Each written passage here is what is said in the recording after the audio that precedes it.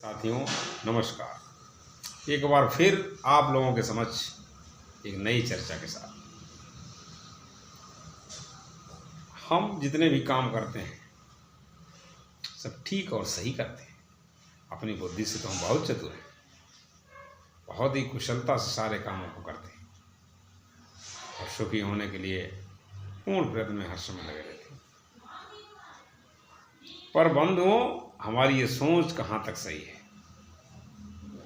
असल में जब तक हम सत्य तक नहीं पहुँचेंगे, सत्य को नहीं पालेंगे, सत्य की खोज नहीं करेंगे, हमारा जीवन सफल नहीं है। हम संसाधनों को तो इकट्ठा कर सकते हैं, पर हमारी ये जो बुद्धि है ना, मन और बुद्धि, इस संसार की चीज़ों में ही भटक कर रह सकते हैं। बस इसके आगे इसकी पहुंच नहीं हो सकती। जब विवेकपूर्ण ज्ञान होगा, विवेक से हम जब विचार करेंगे और सोचेंगे, तब बात हमारे समझ में आएगी। और ये बात अपने आप अकेले समझ नहीं आ सकती। ये बात गुरु के सानिध्य में बैठकर उनकी उपासना करने से ही समझ में आती है। तब हमारी हृदय की आँख खुलती है, माने विवेक की आँख खुलती है।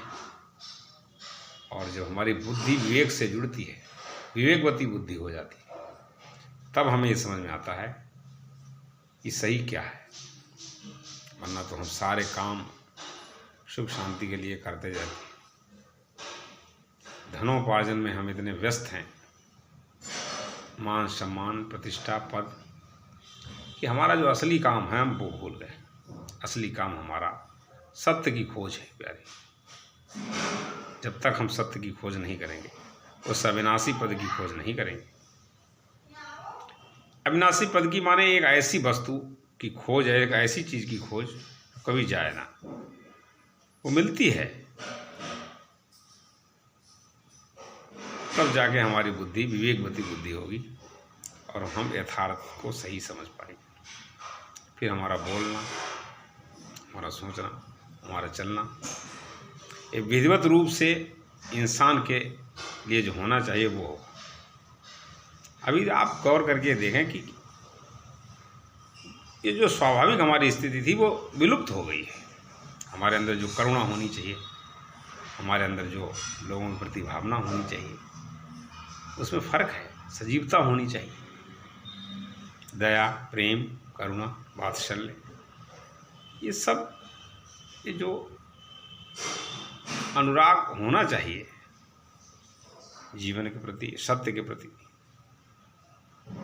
वो सब दूर होता चला गया। और हमारा हृदय इतना कठोर हो गया। क्यों हो गया? क्योंकि ये जो जितनी भी बदलने वाली और विनाशी जड़ वस्तुएं हैं, इनमें ही हम इतने उलझ गए कि हम भूल गए हम हैं कौन और हमारे काम की चीज़ क्या है।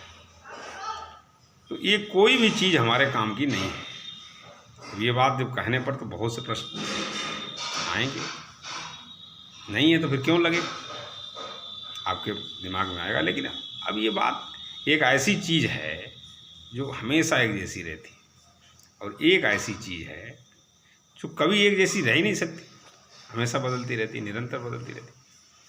तो जो एक जैसी रहती है, बदलने वाली चीज़ से उसका कोई मेल हो ही नहीं सकता। अब सारी दुनिया उसको मेल करने में लगी है, मिलाने में लगी है।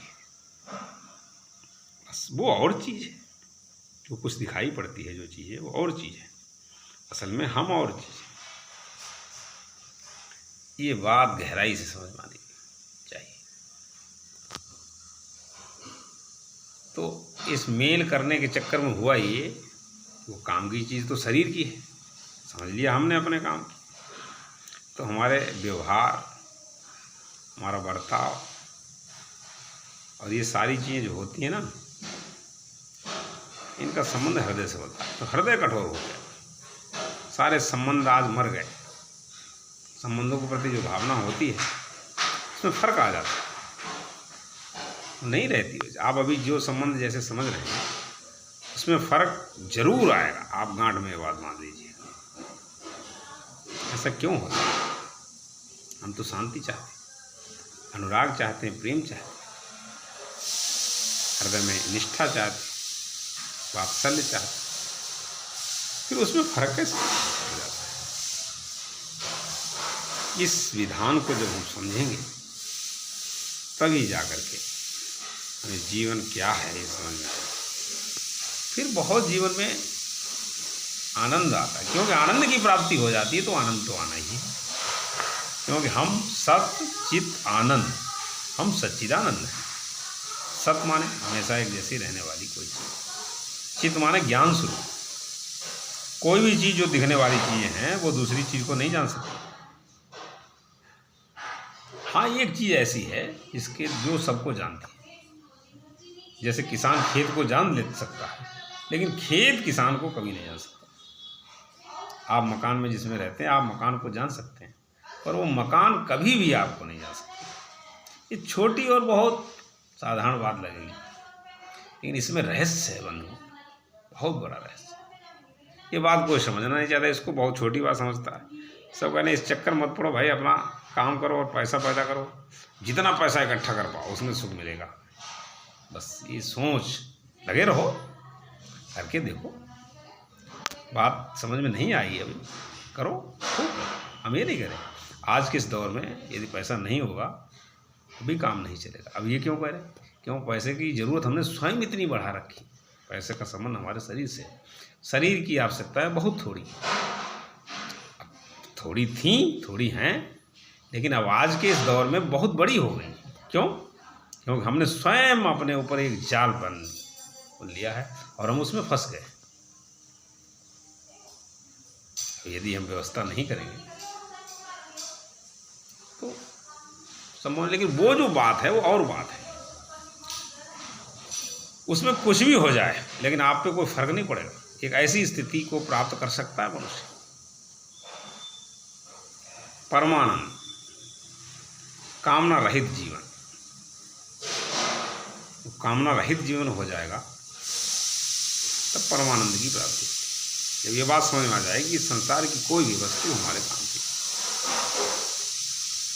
निष्काम भाव होना चाहिए। लेकिन इसके साथ साथ जब ये बात सारी बातें समझ में आएंगी तो परमात्मा का विधान आपको समझ में आ जाएगा। और जिस समय परमात्मा का मंगलमय विधान आपके समझ में आया, आपकी भक्ति शुरू हो जाएगी। तो फिर परमात्मा से आपका अनुराग बढ़ेगा। मिला ही न रघुपति बिनु अनुराग किए जो, आगे और भी है, ज्ञान विराग। तो कहने का भाव ये है, जब आप समझ लेंगे इस बात को कि आखिर यथार्थ क्या है, सही ज्ञान क्या है, सही बात क्या है, फिर आपको इस संसार में रहना आएगा। जीवन क्या है ये समझ में आएगा। जिस दिन ये समझ में आ गया, बस फिर जीवन में आनंद ही आनंद होगा।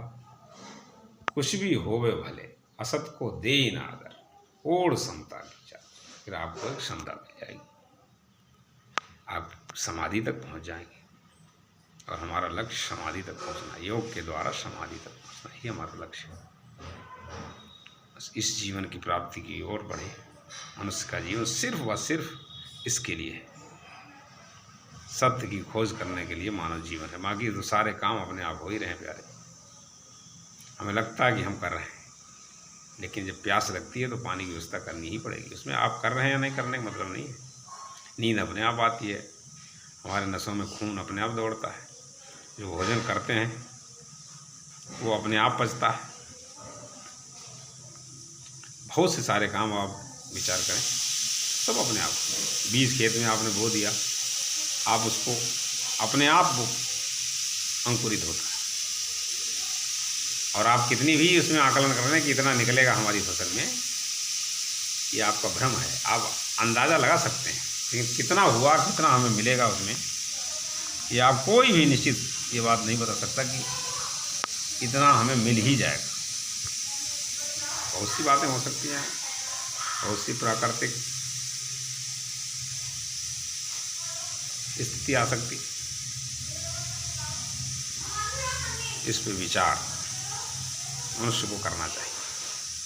मेरे कहने का भाव ये है, बहुत सी बातें हैं जो अभी हमारे भी समझ में नहीं आई, लेकिन हम लोग मिल करके इस पे विचार कर सकते हैं।